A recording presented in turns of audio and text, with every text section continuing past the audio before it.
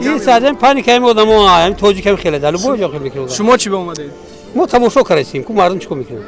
نه لازم ای تماشای این لذت میبرین چیکار نه لازم نمیبرن عبارات غمگین میشه که نگاه کن ولی همین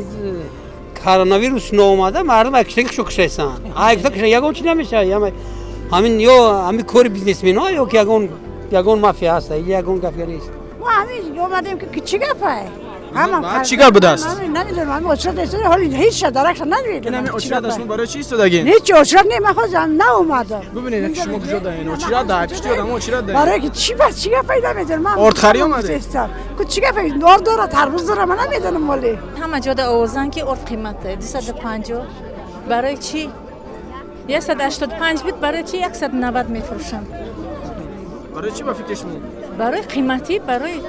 چیزای خودشون کی میدونه چند قبچه خریدنین یا تا برای چی برای زنده ярмарка ҳай гуфтанд то панҷума имрӯз рӯзи охирон шаяку аки баъди панҷум бо ҳами январ даҳам вай кадан ярмарка кардам орд 160 буд то 160 буд ман баъди ҳами ду рӯз вай кардам дер кардам якумда омадам уже орд хестай боло як рӯзда карочи 180 160 буд 190 кардам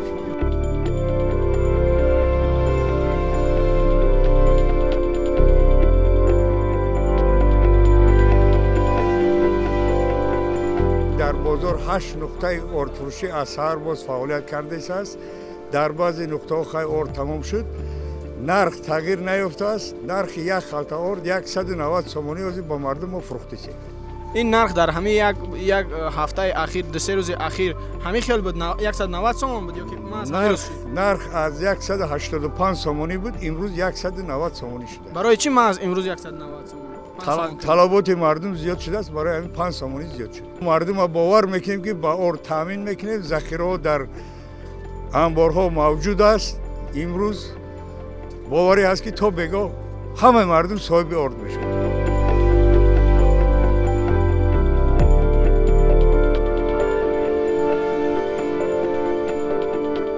راستی امروز از جانب خدمات بسیار کاربری ها رفته ایستاده است ولی خودی همین مسئله هم که بالاروی نرخ ارد در سطح بلند است البته خدمات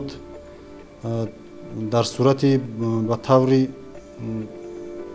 انیق معین کردن همون نفرایی که با کدام سبب ها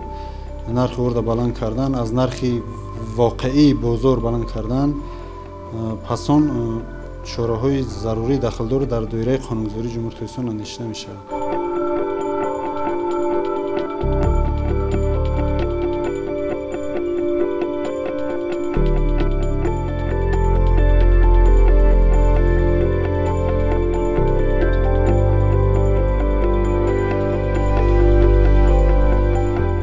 مقصد پیشگیری انتقال سیاسی ویروس کرونا با جمهوری تاجیکستان در نزد حکومت جمهوری تاجیکستان ستاد جمهوری تحت سروری معاون سراسر جمهوری تاجیکستان استفاده شیری فعالیت می‌نماید و طبق دستور ستاد جمهوری در نزد همه وزارات و اداره‌های دولتی ستادهای داخلی عمل کرده است.